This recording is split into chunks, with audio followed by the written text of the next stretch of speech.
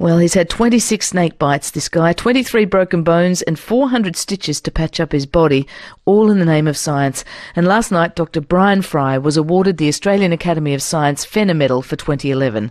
He's devoted his life, as Chris was just mentioning, to researching venoms. His quest is to discover how venom evolved so we can better understand how they can be used by science and medicine. Dr. Brian Fry joins us from Canberra this morning. Brian, congratulations. Thank you.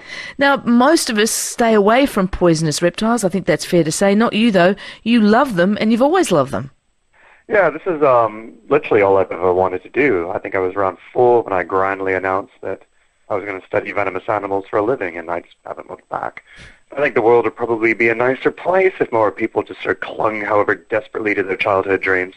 Well, perhaps that's true. I wonder what sparked that dream, though, because even as a kid, a lot of kids would be frightened by venomous critters. Well, actually, toxins have been sort of a central theme in my entire life. My very first memory is being torn apart by the toxins created by spinal meningitis. My first memory is being strapped to a hotel bed, being pumped full of all kinds of chemicals where they've had to physically restrain me because I've kept, 16-year-old or 16-month-old babies are very active little creatures, and I kept tearing all the tubes out of my arms, and they had done surgery on my legs, they had tubes going in there, they had drains coming out of my skull.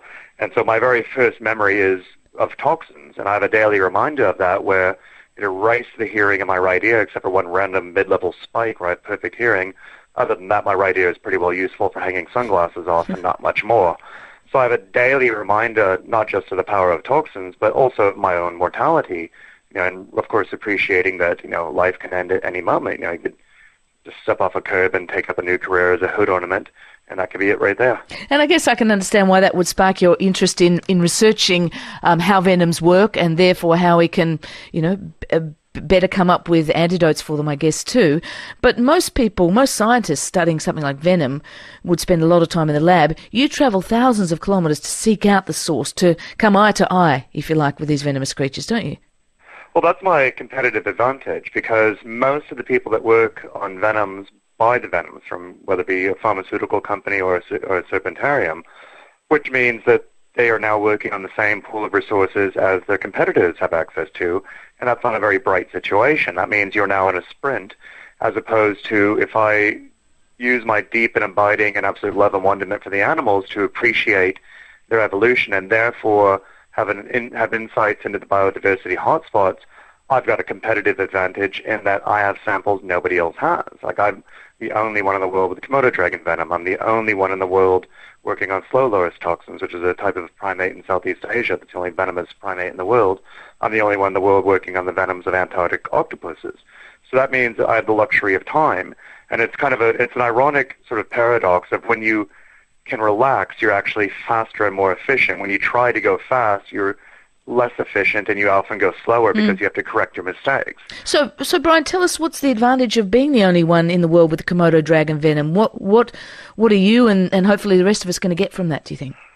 Well, like I said, it means I have a resource that's 130 million years removed from anything else out there that's been studied. And if you want to find something new and wonderful in a venom that has potential as a therapeutic, you're not likely to find it from something like tiger snake venom that's been studied very intensively, and this is ground that's been heavily raked over. You're going to have to work really hard to find anything new, versus something like Komodo dragons or slow lorises or Antarctic venomous octopuses. These are completely unstudied areas. These are venomous Serengetis that have never been hunted, so everything we find is new and novel. There's a lot of low-hanging, easy-access fruit just waiting for us. And you have found something new and novel in your study of the Komodo dragon. You found that they're venomous, in fact, and it's not just their saliva that's the issue, and that the prey from the dragon bleed to death quickly, and that might help us with anticoagulant drugs, is that right? Yeah, and this is a good example of the inherent beauty of science, where it's amazing what you can find when you just take the time to look and to question everything. There's been this religion that sprung up around the Komodo dragons about some sort of icky, horrible, toxic bacteria, but it's actually been a very simple scenario all along that's been completely missed, where you have to view their predatory ecology in two halves. One of it is an artificial half that's a man-made encounter, which is the water buffalo. They're not native to the island, and they have a 100% escape rate when they're attacked by a Komodo, upon which they promptly go stand in feces-filled stagnant water holes, hello infection. So that the entire idea of infection coming from a Komodo has been wrong. It's been an environmental source. And the studies that have purported to find bacteria in their mouth didn't sample the water hole that the Komodo just drank from. They actually have very clean mouths. But what is going on when they attack something that's a natural-sized prey animal of a 40, 50 kilogram pig or deer, that 75% of those bleed out in the first 30 minutes and another 15% bleed out over the next 3 or 4 hours. And this is something where they're bleeding more than just the mechanical damage, where the teeth themselves are the primary weapon and they inflict these horrible parallel deep wounds. Often this is enough to kill. Like on Rincha, where we do a lot of our research, a young boy was killed there, a local child, when he went to use the bathroom in the bushes, and a big Komodo attacked him from behind, slicing the femoral artery. Blood spurted about 2 meters, and he bled out in about 2 minutes. So that's an example where the mechanical damage is enough sometimes to kill. But if it isn't, what the venom then does, it turns out that they've had venom all this time, is it keeps the blood flowing and it drops the blood pressure further, which is all steady march towards unconsciousness, upon which the Komodo can just tear the head off at its pleasure.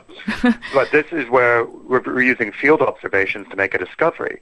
So when we put a Komodo dragon into a magnetic resonance imaging machine, we're able to show these very large glands on the lower jaw, that if you look at a picture of a Komodo or any other goanna, including all Australian goannas, you'll see this bulge in the lower jaw, and that's the venom gland. Now, these are useful activities where anticoagulation is something that can be applied to blood malformations such as stroke, or something like lowering the blood pressure is something that's important for combating hypertension, which is a growing issue because of the obesity epidemic, where I think it's criminal. I think it's child abuse to feed your kid Macca's or KFC or any other that rubbish. That the physical damage it does to a growing child is extraordinary. You have 8-year-olds now with clogged arteries. Well, you start clogging the arteries, the heart's going to have to work that much harder to get the same blood volume through. So you have very high blood pressure and you have great strain on the heart. And these compounds that we're finding from the Komodo go, and they're relaxing the aorta itself, which is the big garden hose leading from the heart to the lungs, our major blood vessel, and it drops the blood pressure like a stone. Fantastic. What a discovery. No wonder you won that prize. Brian, thanks so much for joining us, and take care, will you? All right, thank you. 26 snake bites later. Dr. Brian Fry is Research Fellow with the Venom Evolution Lab at the University of Queensland, and this year's winner of the 2011 Venom Medal. It's 8 minutes to 7.